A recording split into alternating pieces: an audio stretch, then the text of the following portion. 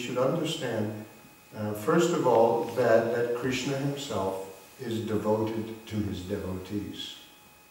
And you see that even in his Vrindavan Leela. These are the cowherd boys are his devotees. The gopis are his devotees. Radharani is the best of his devotees, and he worships her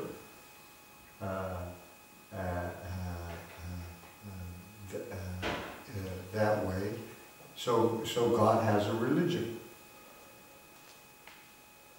You know, we have the idea of God based on a kind of a person who's so superior to everybody else that doesn't enter into relationships, really. You know, he's just there to be worshipped and admired, but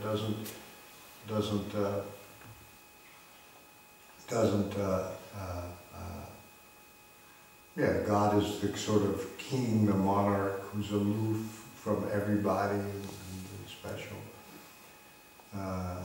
But here it's because the Lord is a person, that means he enters into relationships with other people, and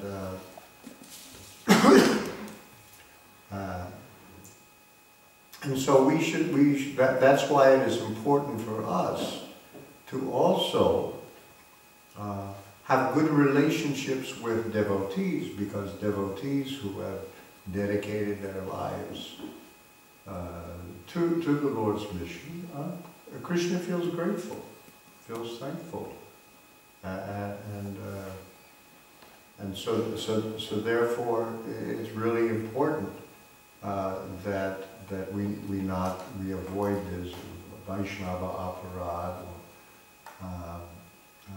and please Krishna by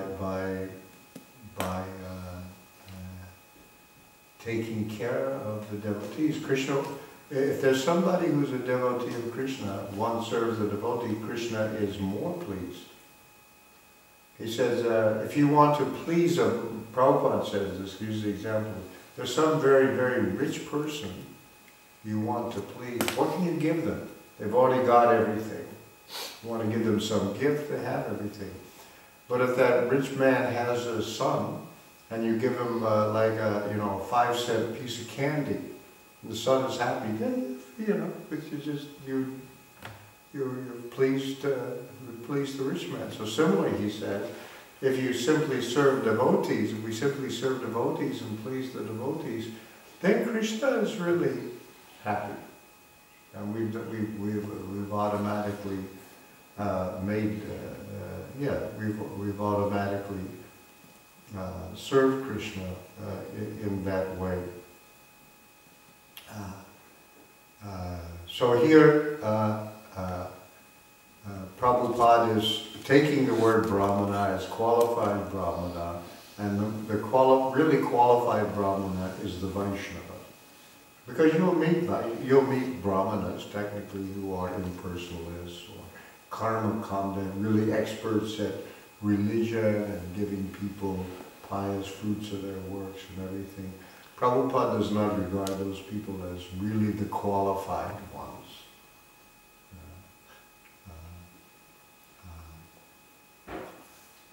So anyway, that Prabhupada's point, as he said to reporters, why have you come to the West? I've come to give you a brain. This is the Brahmanas. Society is lacking in guidance and intelligence. For our brains, we turn to material scientists who can give guidance in technology and making more and more terrible weapons of destructions and all those kinds of, but can't, you've got this little iPhone and things like that, and you have access to so much information. We have the World Wide Web now, and most of it's pornography.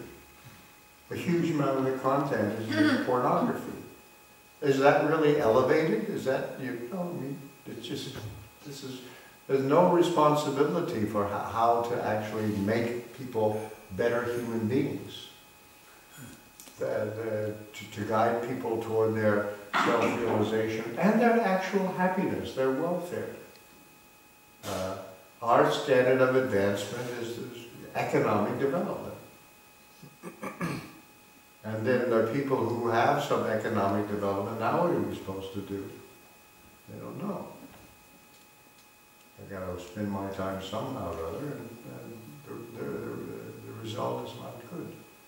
So then there is nobody to guide anybody toward our ultimate fulfillment.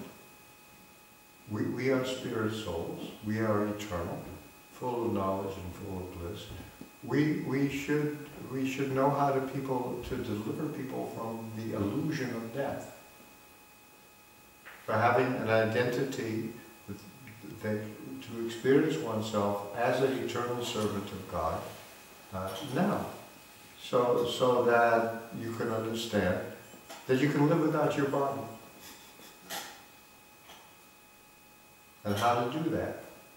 And how to have a life that doesn't depend upon the course of material nature. That we have that secret. And we know how to do it. We just have to apply this. And but all these distractions, the trouble, see, our first level, intra-level understanding is aham brahmasmi, right? I'm spirit soul, I'm not the body. But the idea is to experience oneself, not just in theory, but in practice, that I am a spiritual being, I'm not the body. And that's why we have regulative principles.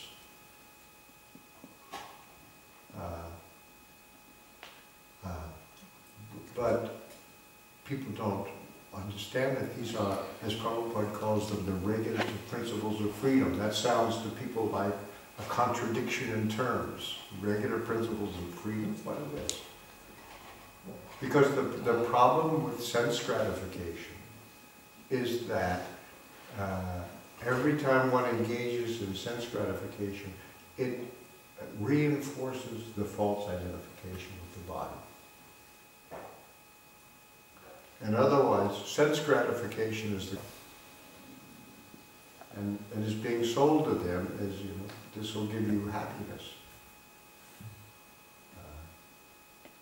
So people just don't have any understanding of this, and that's what we want to help people to understand, how their ultimate well-being can only be secured through things, the principles of Krishna consciousness.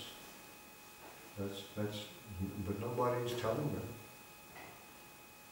because they want to make money.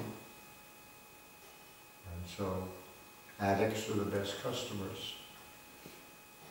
You get everybody addicted in some way or another to sense gratification. And look what it's done. We're destroying the whole world. There's no balance. So the world needs that brain. The world needs brahmanas. And people need to find the actual way to happiness. Prabhupada has it. The next chapter in this Bhagavad Gita, in the Bhagavatam, is instructions for civilized human beings. Oh, wow, what is that like? Because they'll take off where the importance of brahmanas are there, who give the guidance and how one should conduct these, under the guidance, what does it really mean to be civilized? We'll find out. Okay, any questions or comments? Yeah. But in which ways it is to worship the devotees or the preachers? What does it mean? How to do that? In different ways? In different ways? Just how you can be of service to somebody. What you can do to help them. First of all, is to be respectful. Now, of course, you know, it's a little difficult sometimes when you live in the association of devotees, and there are conflicts, disagreements. Prabhupada sometimes called it transcendental disagreement. It's transcendental when there's a difference. Let's serve Krishna like that, let's serve Krishna like that. But you'll find that everybody's not transcendental, and not everybody in the society of devotees is always that pure, mixed. So sometimes you have to say anybody who's at least attracted to Krishna consciousness, that's their good quality, and I should help them see that Krishna consciousness is attractive by being attractive myself. You shouldn't have to become a devotee in spite of the devotees. I mean, it was in the beginning. I mean, you come in the temple. First few times you've been in the temple. You come in and there's a kitchen. You see a kitchen and you look in to see what's going on, and somebody would jump down your throat. Don't look in the kitchen, that food is being offered to Krishna. You shouldn't be trying to enjoy it, you know. Or you'd blow out a candle or something, you know, with your mouth. Don't blow out that candle with your mouth. The mouth is the dirtiest part of the body. Everybody was in the mood of chastisement. And heavy too. One time I was coming to the temple very early on. And I stepped outside, and there was this gorgeous sunset. And there was some lady, devotee from the temple, also outside. And I said, "Oh, what a beautiful sunset." She said, "It is not beautiful. It's awful. And if you think it's beautiful, you'll just have to take birth again to enjoy it." Okay, I got over it. Yeah, she's right, you know. But the devotee was not also, you know, I mean, an old devotee was somebody who'd been a devotee 2 years, you know, so they hadn't had much chance. But you had to put up with things like that, you know. Hopefully we're a little more mature now than this kind of thing. It was really hard. I mean, they were always in the mode of chastising you and telling you that you were horrible or awful or all this other kind of stuff. But you can see that they were actually still attached to beautiful sunsets and so many other things, and having a hard time and kind of getting very harsh with themselves also. So we should try to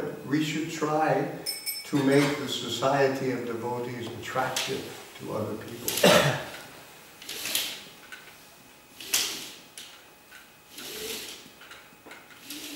And we can do that best by being friendly. We should be the friendliest to everybody, and encouraging people and cultivating good relationships among ourselves as much as possible. You won't get along with everybody, and we are together not because of any, you know, this is our little group, this is our social circle, this is our extended family. Only because we have Krishna consciousness in common. So when I became a devotee, that was when I was in the temple with all these people. I just was so startled by the people I was with, and I realized that I was getting to know the human race. Because, you know, if just based on our sense gratification, the people we get to know are people that are socially or intellectually or somehow compatible, you know, astrologically compatible, or whatever, you know. And so we meet people in the normal course of material life. We meet people, and then within a few minutes, either I'll keep a polite distance, or, you know, I'll get to know those people more. And so we're all selective in that way. But when you join the Society of Devotees, there's people that if just based on material, whatever it may be, you know, we would never have anything to do with these people. And it's just, you know, for material reasons. So I was getting to know the human race for the first time. That was an interesting experience. But it had its difficulties, you know. Especially, you know, when you have an idea of how a temple room should be painted.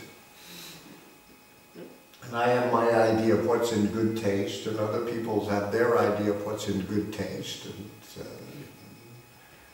And sometimes you had to put up with things that you thought were pretty ugly, but somebody else thought was beautiful. In fact, you thought it was not only ugly, but tacky, low class, you know. But oh no, this is really gorgeous, you know. Anyway, those kind of things are there. So you have to get, you know, have to have a kind of broad vision and have to say, whatever this difficulties or shortcomings this person has, if they're attracted to Krishna consciousness, then that's the main thing. That's the important thing.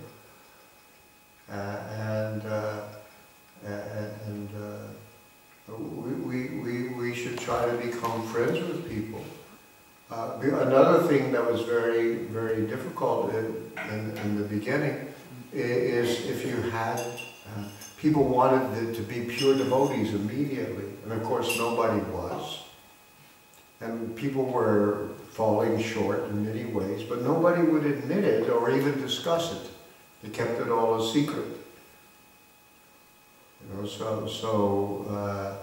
then there was a lot of concealment going on, and then fault finding, like Ramachandra Puri, you know, how much are you eating, and how much are you eating, and how much are you that, and so on and so forth. All this kind of thing starts to become make things uncomfortable.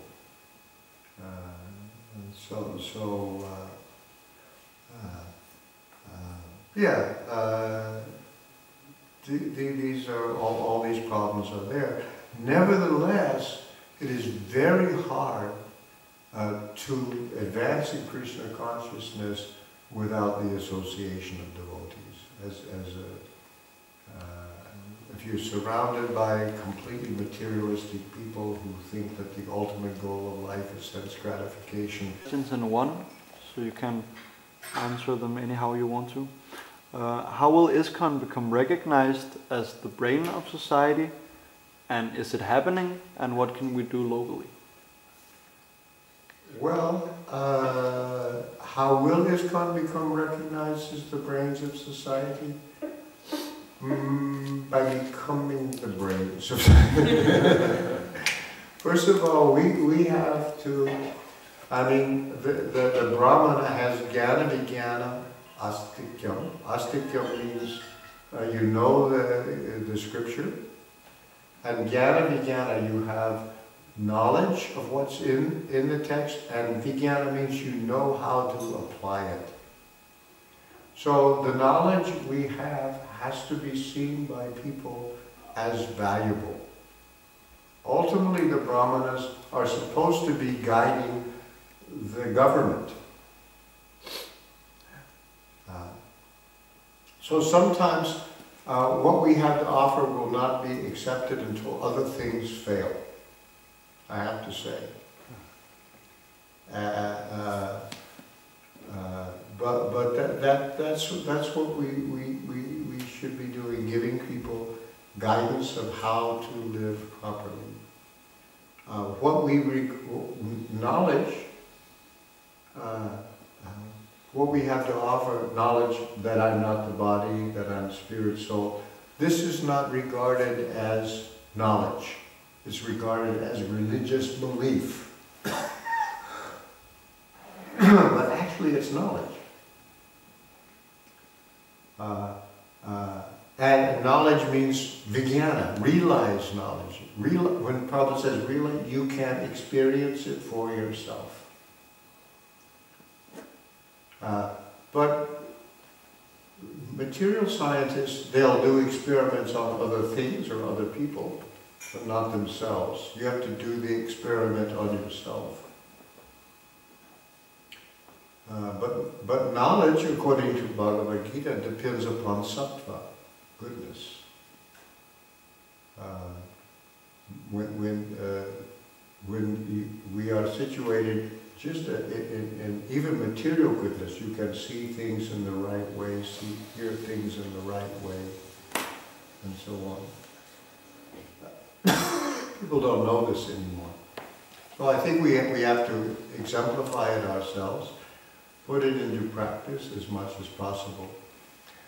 I believe that when we are qualified and can actually give guidance to society, Krishna's arrangement will be there, that we will be in a position to be recognized. People will take shelter of Krishna consciousness. So our knowledge is also practical. It also involves, Prabhupada wanted to have our farm communities to show how to live on the land and cows. That should be done, that part of the practical implementation. Because you know, the economic basis of a whole society is determined by its means of production. I think Karl Marx was right in this observation. The mode of production determines the nature of society. And the whole industrial development, which is being celebrated everywhere as progress, is mistaken. We think progress really began, you know, in the 19th century with the beginning of industrialization. And it did do some things, make some improvements, but it was also doing a lot of destruction. And so you're taking the short-term gain and ignoring the long-term consequences. But now the long-term consequences are beginning to show up. People will be looking more and more for an alternative. Now, there are very many people who are invested in material means of perfecting society. And they don't want to give up on it. I can't say we've been making big mistakes. They think that all the problems caused by technology will be solved by more technology. That's their act of faith. They just have faith in human ingenuity and technology. We can solve the problems. Well, we'll see. But I think they'll have to lose that faith. But there should be an alternative. And people will come to that alternative when they begin to see it's working. So therefore, Prabhupada wanted these farm communities. We've had a hard time just adjusting to that ourselves. Because we are raised in a certain way. So that's still a very important part of Prabhupada's, to show people practically. But it makes sense. When I saw in the New York Times Magazine, a couple of professors from the University of Massachusetts were plowing with oxen. Because they began to realize, yeah, we have to have energy production and food production as local as possible. This globalization is creating the problems. That's why the oceans are full of plastic, and you know, you can go on and on. And that we should actually energy production, and when they were looking around at what was really working, well, it was oxen. Because